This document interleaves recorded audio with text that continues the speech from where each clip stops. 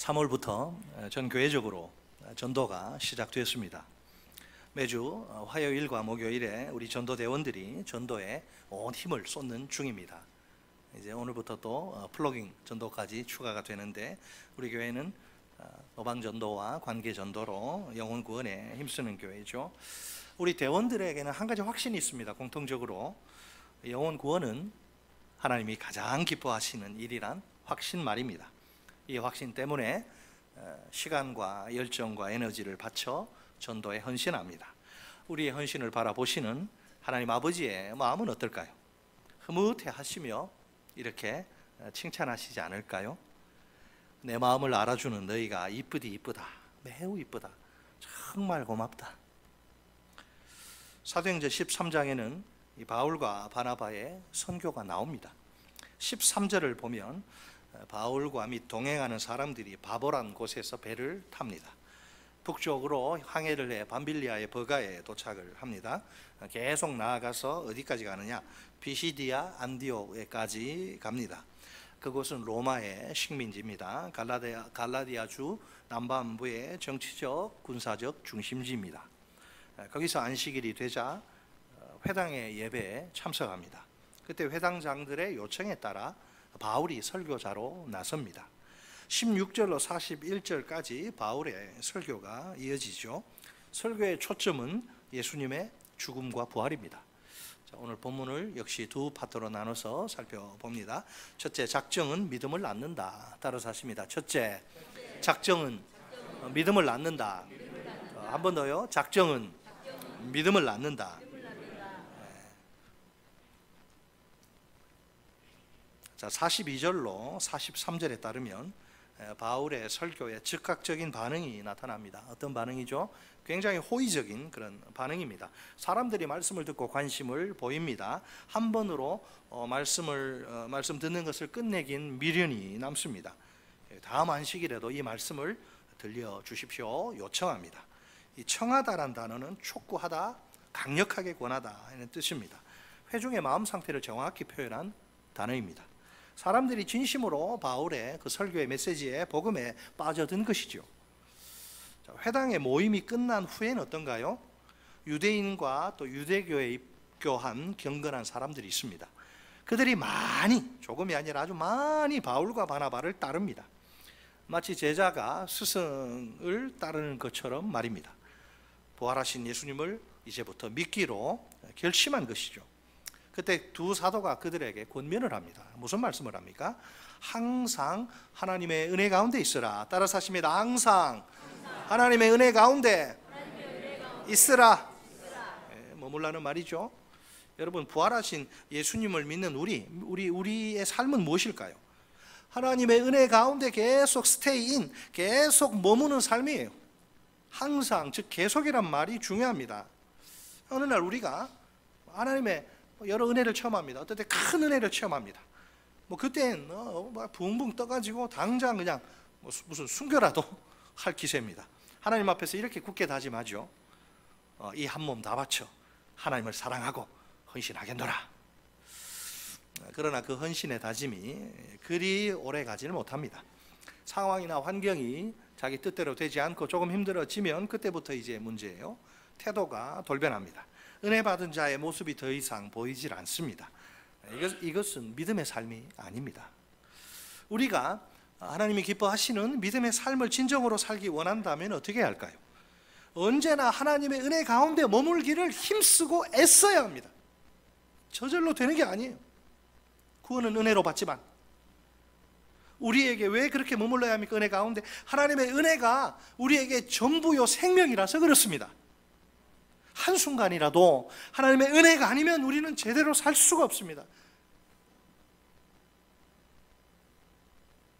은혜 아니면 살아갈 수가 없네. 이렇게 찬송 부르시죠? 복음을 전하는 바울이나 복음을 듣고 믿는 자나 복음을 전하는 이김 목사나 복음을 듣는 청중 여러분이랑 다 마찬가지예요. 자, 복음을 전하는 자는 어떤가요? 그 마음속에 하나님의 은혜가 늘 차고 넘쳐야 합니다. 그래야 복음을 담대히 바르게 전할 수 있습니다. 복음을 듣고 믿는 청중은 어떤가요? 그들에게도 청중에게도 하나님의 은혜가 날마다 풍성히 부어져야 합니다. 그럴 때 복음에 합당한 주님 기뻐하시는 생활을 할 수가 있어요. 하나님의 은혜는 우리에게 모든 것이요 전부라는 사실을 꼭 명심하시기 바랍니다. 제가 왜 새벽 기도를 강조합니까? 다 이유가 있는. 44절에는 이제 더욱 놀라운 반응이 등장합니다. 44절에 어떤 반응인가요?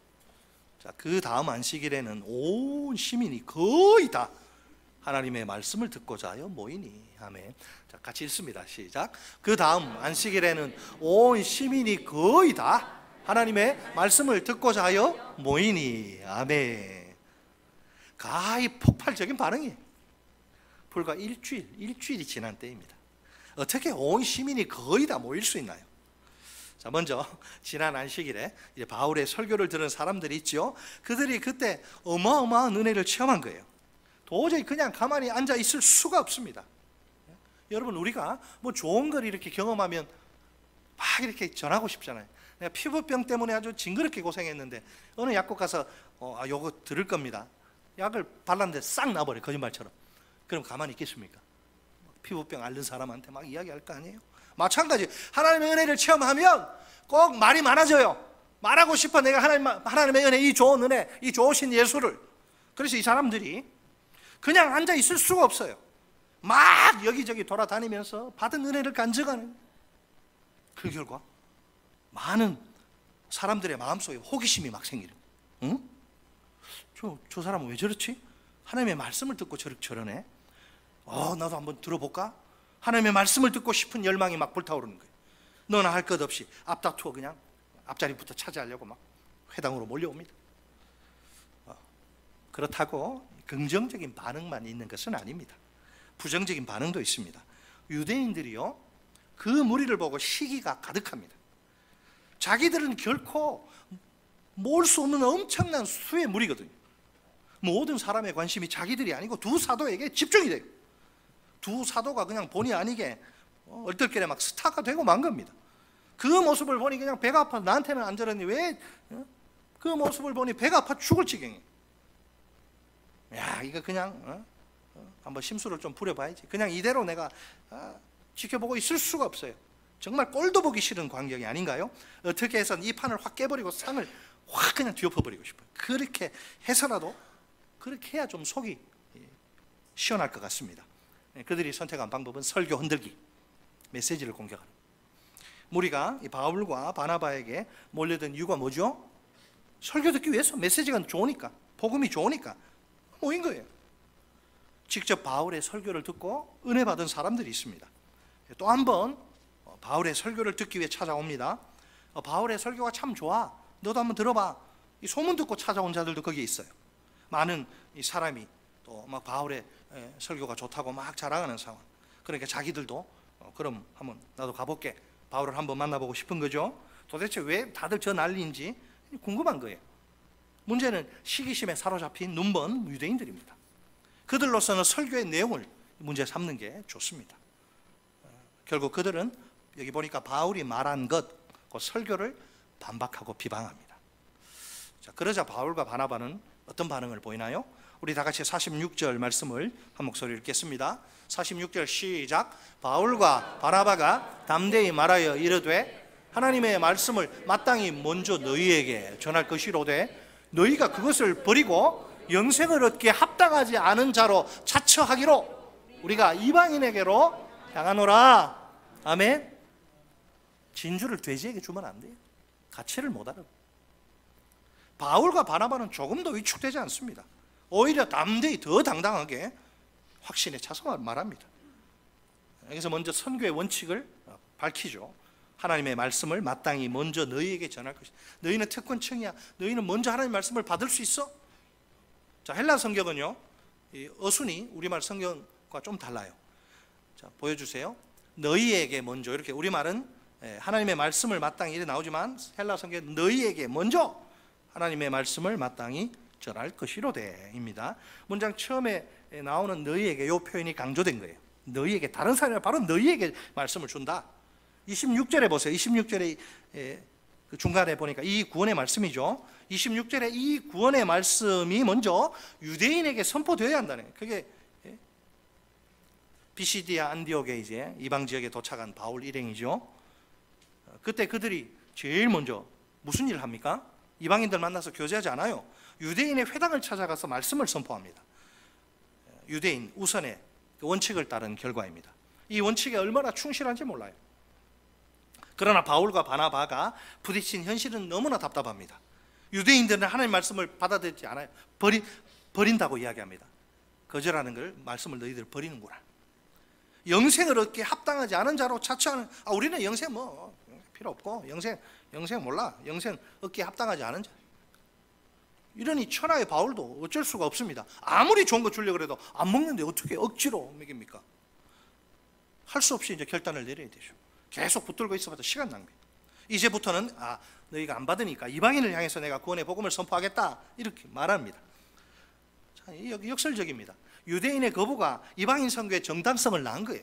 얼마나 여러분 역설적입니까? 유대인이 먼저 말씀 받고 은혜 받고 예수 믿고 하나님의 나라의 백성이 되어야 되는데 유대인이 거부하니까, 그러면 당연히 이제 남아있는 이방인들 선교해도 누가 뭐라고 할 사람 없죠. 정당성이 확보된 거예요. 얼마나 역설적인 상황입니까? 그러니까 앞으로는 이방인들, 유대인들 너희들 계속 거부하니까 내가 이방인들에게만 복음을 전하겠다, 그 말은 아닙니다. 자, 다른 선교지에 나중에 가서도 보면 제일 먼저 유대인의 회당 찾아가서 복음을 선포해요, 바울이. 바울의 그러니까 선교 전략은 이전이나 이후나 변함이 없죠. 일단 바울은 먼저 유대인에게 복음을 전하고 싶어 합니다. 그들이 이렇게 막 배쳐가고 어떤 데는 막 돌로 죽이려고 그러고, 배쳐가는 경우에 어떻게 합니까? 그러면 이제 발에 먼지를 떨어버리죠. 영생과 상관없다, 너희들은 하나님의 백성이 아니다. 그러면 그들에게 복음을 전하는 일을 중단합니다. 그 대신 이방인에게 달려가서 복음을 전합니다. 로마서 1장 16절에서도 바울은 유대인이 우선 선교 원칙을 분명히 밝혀요. 자, 로마서 1장 16절 같이 읽습니다. 시작. 내가 복음을 부끄러워하지 아니하노니 이 복음은 모든 믿는 자에게 구원을 주시는 하나님의 능력이 됨이라. 먼저는 유대인에게요, 그리고 헬라인에게로다. 아멘. 자, 순서가 중요하죠. 먼저 유대인입니다. 하나님이 정한 순서입니다. 그 다음에 이방인. 자, 이제 바울과 바나바는 그 이방인 선교의 또 기초를 제시합니다. 그 기초는 주님의 명령, 47절 말씀 같이 읽습니다. 47절 시작. 주께서 이같이 우리에게 명하시되 내가 너를 이방의 빛으로 삼아 너로 땅끝까지 구원하게 하리라 하셨느니라 하니. 아멘. 자, 이것은요 이사야 49장 6절의 부분 인용입니다. 원래는 온전한 문장은 이거예요. 자, 49장 6절 같이 읽습니다. 시작. 그가 이르시되 내가 나의 종이 되어 야곱의 지파들을 일으키며 이스라엘 중에 보존된 자를 돌아오게 할 것은 매우 쉬운 일이라. 내가 또 너를 이방의 빛으로 삼아 나의 구원을 베풀어서 땅끝까지 이르게 하리라. 아멘. 여호와의 이게요 여호와의 종 메시아에게 주어진 사명이죠. 앞부분은 이사야 49장 6절 다시 한번 떼어주세요. 자, 여호와의 종 메시아에게 주어진 사명인데 앞부분은 이스라엘 백성의 구원을 말합니다. 뒷부분은 이방인의 구원을 이야기합니다. 지금 바울과 바나바는 의도적으로 앞부분은 생략하고 뒷부분만 인용하는 거예요. 자, 예수님이 어떤 분이신지 생각해 보세요. 단지 이스라엘 백성의 유대인의 구원만을 위해서 오신 분이 아니십니다. 이방을 비추시는 빛으로도 부르심 받은 분이시죠. 여기서 바울과 바나바가 강조하는 것은 무엇인가요? 이방의 빛으로 오신 메시아 예수님이십니다. 놀랍게도 두 사도는 이 메시아 예수의 사명을 자기들의 사명으로 흡수하고 수용합니다. 예수의 사명이 자기들의 사명이 됩니다. 원래 두 사도의 임무는 무엇인가요? 예수님이 성취하신 구원을 땅끝까지 전파하는 것입니다. 두 사도가 이제 구원의 복음을 선포하면 어떤 일이 벌어지나요? 예수님이 이방인들에게 빛과 구원이 됩니다. 그들에게 구원의 은혜가 부어지는 셈입니다. 이제 넘기셔도 됩니다. 예수님이 두 사도를 통해 역사하시는 거죠. 그렇다면 두 사도의 이 복음 증거가 얼마나 중요한가요? 잃어버린 영혼들이 하나님께로 돌아옵니다. 천국의 영생을 누리게 됩니다. 이것이 단지 두 사도의 회당자에게만 해당되는 이야기는 아니겠죠. 우리의 사명이 무엇인가요? 너희는 가서 너희 온 천하에 다니며 만민에게 뭘 전하라? 복음을 전파하는 것이죠. 온 천하에 다니며 만민에게 복음을 전파하는 것, 그 우리 사명이에요. 우리가 비신자들에게 구원의 복음을 선포합니다. 그때 어떤 일이 벌어지나요? 예수님이 그들에게 뭐가 돼요? 빛과 구원이 됩니다. 그들에게 구원의 축복이 쏟아지는 겁니다. 부활하신 예수님이 우리를 통해서 그들 가운데 역사하시는 것입니다. 하나님은 사람을 통해 일하십니다. 헌신하고 순종하는 사람을 통해 일하십니다. 자, 그러면 이제 회당 예배에 참석한 이방인들 어떤 반응을 보이죠? 설교 듣고 우리 다 같이 48절 말씀을 한 목소리로 읽겠습니다. 48절 시작. 이방인들이 듣고 기뻐하며 하나님의 말씀을 찬송하며 영생을 주시기로 작정된 자는 다 믿더라. 아멘. 이방인들이 듣고 그냥 막 너무 좋아가지고 막 펄쩍펄쩍 뛰는 게 기뻐합니다. 야, 우리가 이 구원의 대상에 포함되었구나 확인한 거죠. 또한 그들은 하나님의 말씀을 찬송합니다. 사람을 높이지 않고요, 하나님의 말씀을 찬송합니다. 다시 말해 그들은 구원의 말씀을 받아들입니다. 부활하신 예수님을 믿습니다. 여러분, 이 대조되는 말씀을 한번 보세요. 46절에 이 복음을 거절하는 자들을 뭐죠? 영생을 얻기에 합당하지 않은 자로 자처한다. 자, 48절에는 영생을 주시기로 작정된 자는 다 믿더라. 정반대 반응. 여러분, 복음이 선포되면 이런 긍정적인 반응과 부정적인 반응이 동시에 있습니다.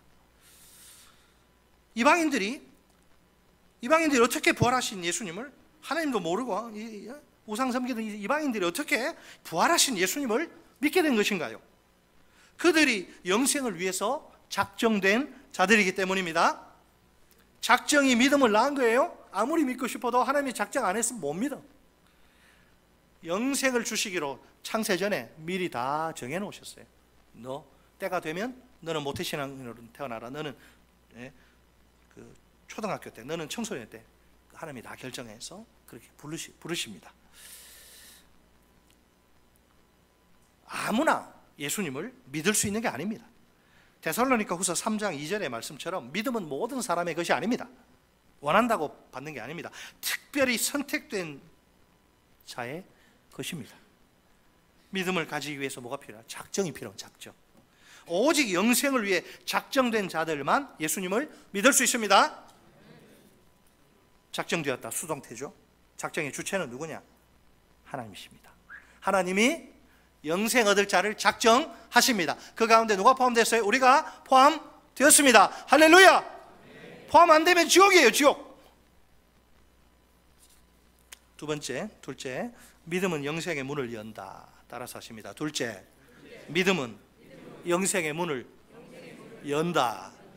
자, 작정이 몰라요? 믿음을 낳고 믿음은 또 어떤 일을 해요? 영생의 문을 우리가 들어가서 열어준다. 작정과 영생 구원, 작정, 구원, 영생 중간에 뭐가 있어요? 믿음. 작정의 목표는 영생인데 그 과정에 뭐가 있어요? 믿음을 주신다. 자, 그러면 하나님의 작정은 뭘까요? 작정은 무엇일까요? 쉽게 말해 하나님의 영원하신 계획. 하나님의 영원하신 계획. 무슨 계획? 장차 하나님이 어떤 일을 하나님이 하실 일에 대해서 미리 정해 놓으신 계획. 그게 작정. 따라서 하십니다. 장차 하나님이 하실 일에 대해 미리 정해 놓으신 계획. 하나님의 영원하신 계획. 그게 뭐라? 두 글자로 작정.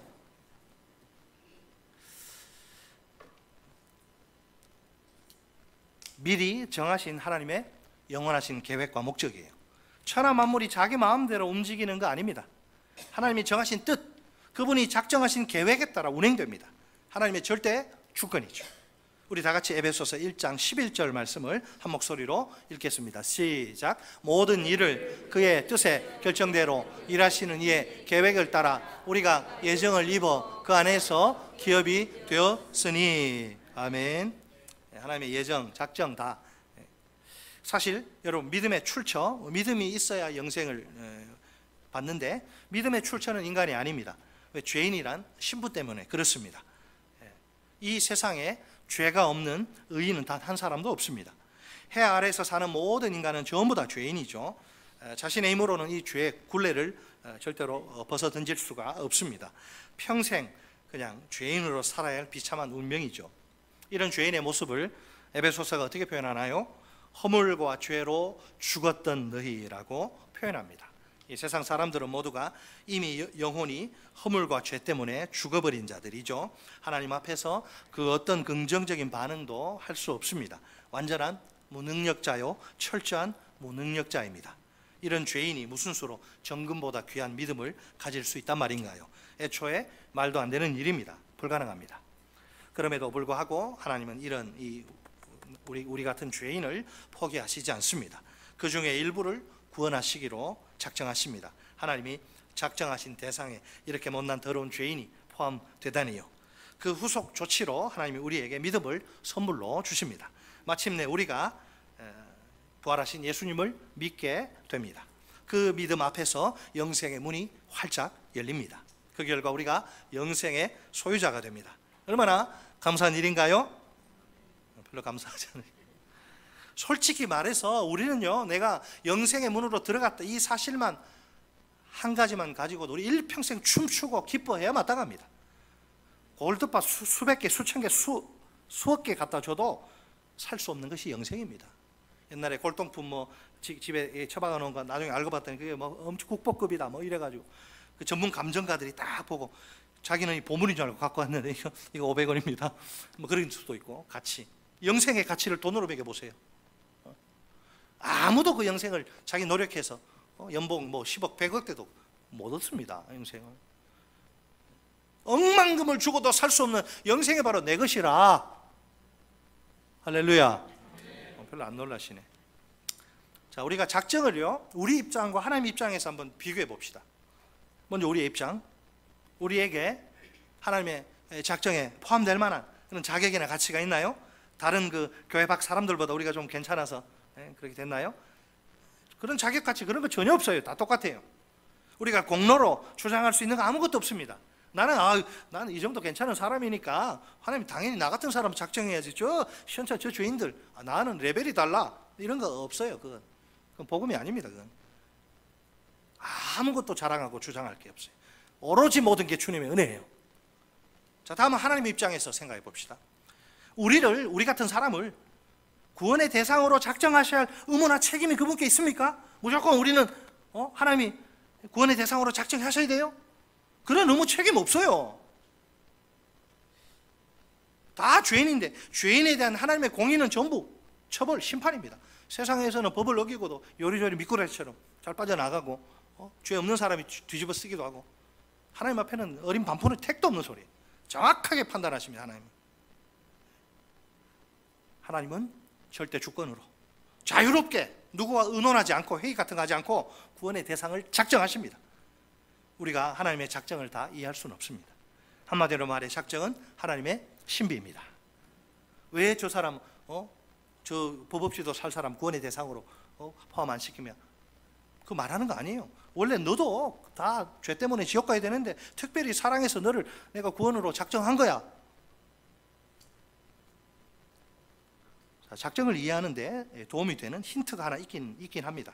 에베소서 2장 8절로 9절 말씀 같이 읽습니다. 시작. 너희는 그 은혜에 의하여 믿음으로 말미암아 구원을 받았으니 이것은 너희에게서 난 것이 아니요 하나님의 선물이라. 행위에서 난 것이 아니니 이는 누구든지 자랑하지 못하게 함이라. 아멘. 이 말씀 가운데 가장 중요한 단어가 뭘까요? 구원이겠죠. salvation, 구원. 구원은 두 가지 요소로 설명할 수 있습니다. 첫째, 은혜에 의한 구원입니다. 둘째는 믿음으로 말미암는 구원입니다. 따라서 하십니다. 은혜에 의한 구원, 믿음으로 말미암는 구원. 다시 한 번 더. 은혜에 의한 구원, 믿음으로 말미암는 구원, 믿음을 통한 구원. 네. 은혜와 믿음이 만날 때 구원이 발생합니다. 그렇다면 작정을 정확히 설명하는 단어는 은혜죠. 은혜. 하나님의 은혜로 나를 구원의 대상으로 작정하신 겁니다. 만약 하나님의 은혜가 내게 부어지지 않았다 그러면 어떨까요? 생각하기도 싫습니다. 상상만 해도 소름이 오싹 끼칩니다. 끔찍하지만 나는 하나님의 작정에서, 그렇죠? 하나님의 구원에서 제외되고 맙니다. 사랑하는 성도 여러분, 우리는 영생을 위해 작정된 자가 맞나요? 네, 맞죠? 자, 그걸 우리가 어떻게 알 수 있나요? 하나님의 말씀 앞에서 어떤 반응을 보이는가 살펴보면 됩니다. 이 반응이 결정적으로 중요합니다. 영생을 위해 작정된 자는 긍정적인 반응을 보입니다. 복음 곧 하나님의 말씀을 듣기를 좋아합니다. 그래야 하나님의 말씀을 통해서 예수님을 반드시 믿게 됩니다. 아울러 그 말씀을 전하는 주의 종들을 좋아하고 따릅니다. 반면에 하나님의 작정에서 제외된 자들도 있습니다. 그들은 정반대로 말씀 앞에서 부정적인 반응을 보입니다. 하나님의 말씀을 듣기를 싫어해요. 한 걸음 더 나아가 하나님의 말씀을 배척하고 거부합니다. 하나님의 말씀이 가리키는 주인공 예수를 믿지 않습니다. 하나님의 말씀을 전하는 주의 종들을 싫어하고 배척합니다. 오늘 본문의 그 이야기죠. 이게 50절이 폭로하는 유대인들의 비열한 행동을 보세요. 엄청난 방해 공작입니다. 심포도 놀부 심포죠, 완전히. 자, 그런데도 하나님의 말씀은 아무런 영향을 받지 않습니다. 그런 방해가 영생을 주시기로 작정된 자에게는 통하지 않아. 무슨 수를 써도 안 돼. 한 사람도 빠짐없이 모두 다 예수님을 믿습니다. 49절을 한 절 앞으로 가서 49절 보세요. 주의 말씀이 그 지방에 어떻게 두루 퍼지죠. 그래서 유대인들이 이제 전략을 바꿉니다. 자기들이 이제 직접 나서지는 않습니다. 그 대신 다른 사람들을 동원하는데 사회에서 좀 힘께나 쓰는 그런 유지들, 권력자들을 이용한 것이죠. 그들은 경건한 귀부인들과 그 신의 유력자들을 선동합니다. 바울과 바나바를 박해하게 만듭니다. 결국 그 지역에서 쫓아내버립니다. 거기서 이제 더 이상 하나님의 말씀을 전할 수가 없습니다. 두 사도를 통해 새롭게 예수님을 믿은 제자들이 있지요. 자기들을 믿음의 길로 인도한 두 사도가 추방당하는 상황입니다. 인간적인 생각으로는 얼마나 슬퍼할 수 있어요. 낙심하고 절망할 수 있습니다. 더 우리를 좀 제자 훈련도 좀 시켜주고 하는데 이렇게 쫓겨나서 이제 다시 올 수 없으니 어떻게 하면 좋나. 하지만 그런 패배자의 모습은 전혀 보이지 않아요. 52절 말씀, 제자들은 기쁨과 성령이 충만하니라. 아멘. 제자들은 조금도 위축되지 않습니다. 슬픔, 낙심, 절망 그런 거 찾아볼 수 없습니다. 오히려 성령이 주시는 하늘의 기쁨으로 충만합니다. 승리자의 모습입니다. 이 세상 그 누구도 감히 복음을 막을 수 없습니다. 이 세상 그 무엇으로도 복음을 꺾을 수 없습니다. 어차피 하나님의 작정은 꼭 이루어지게 되어 있습니다. 영생은 작정의 종착역입니다. 작정은 믿음을 낳습니다. 믿음은 영생의 문을 엽니다. 따라서 오늘 설교의 중심입니다. 같이 한번 또 따라 해보시죠. 영생은 작정의 종착역입니다. 작정은 믿음을 낳습니다. 믿음은 영생의 문을 엽니다. 정말 감사하게도 하나님이 우리에게 영생을 주시기로 작정하십니다. 그 결과 우리가 예수님을 믿는 믿음을 선물로 공짜로 받습니다. 복음 앞에서 긍정적으로 반응합니다. 마침내 예수님을 믿어 영생을 소유하게 됩니다. 이 얼마나 놀라운 하나님의 은혜란 말인가요? 이 하나님의 은혜가 진정으로 가슴 깊이 느껴지나요? 우리 다 함께 하나님의 엄청난 은혜를 일평생 감사합시다. 아직도 하나님을 모르는 영혼들에게 부지런히 복음을 전합시다. 복음은 틀림없이 승리하게 되어 있습니다. 우리가 복음을 전할 때 하나님이 역사하십니다. 영생을 주시기로 작정된 자는 다 믿게 되어 있습니다. 내가 얼마나 복된 인생인지 모릅니다. 끝으로 우리 다 함께 한 목소리로 고백해 볼까요? 나는 영생을 가진 자입니다. 나는 모든 것을 다 소유한 사람입니다. 나는 하나님 나라의 부자입니다. 나는 참으로 복된 인생입니다. 믿으시기 바랍니다. 진심으로 믿으시기 바랍니다.